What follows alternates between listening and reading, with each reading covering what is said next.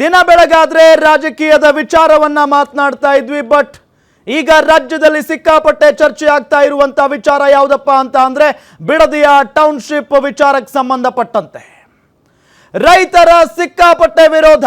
ರೈತರ ವಿರೋಧದ ನಡುವೆಯೂ ಕೂಡ ನಾವು ಮಾಡೇ ಮಾಡ್ತೀವಿ ಅನ್ನೋದು ಡಿ.ಕೆ. ಶಿವಕುಮಾರ್ ಅವರ ಹಠ. ಇದನ್ನು ನೋಡ್ತಾ ಇದ್ರೆ ಯಾವುದೋ ಒಂದು ಸಿನಿಮಾ ನೋಡ್ದಂಗೆ ಆಗ್ತಾ ಇದೆ. ಈ ಕಾರ್ಪೊರೇಟ್ ಕಂಪನಿಗಳಿರ್ತವೆ, ಕಂಪನಿಗಳನ್ನು ಮಾಡೋದಕ್ಕೆ ರಾಜಕಾರಣಿಗಳ ಬಳಿ ಬಂದು ನಮಗಿಷ್ಟು 1000 ಎಕರೆ ಜಮೀನುಗಳು ಬೇಕು ಕೊಡಿಸಿ ಅನ್ನೋ ನಿಟ್ಟಿನಲ್ಲಿ ಹೇಳ್ತಾರಂತೆ.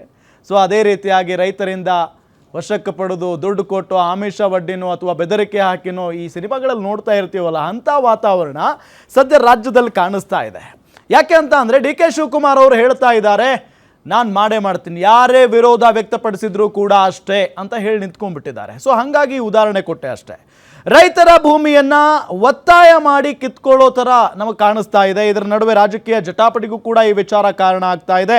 ಡಿ.ಕೆ. ಶಿವಕುಮಾರ್ ಮತ್ತು ಎಚ್.ಡಿ. ಕುಮಾರಸ್ವಾಮಿ ಅವರ ನಡುವೆ ಕಾದಾಟ ನಡೀತಾ ಇರೋದು.